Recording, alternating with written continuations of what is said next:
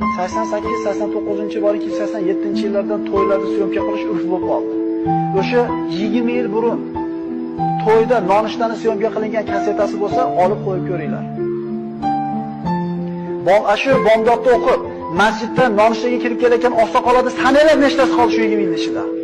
Qo'rqib ketasiz. Ko'zingizga yoshlar keladi, kimlar ketganligi. Inson o'z nomi bilan inson unutuvchi ekanki, atrofidagi oqsoqollarni o'tib ketganligini esdan chiqarib qo'yar ekan. Bir qo'yib ko'ringlar-da. 5 yil yo'qdagi to'yda qo'yib ko'ringlar-da. Ko'zimiz moshdek ochilib qoladi. Lekin insonlar birin-ketin bitta-bittadan o'lganligi uchun inson esdan chiqarib qo'yar ekan.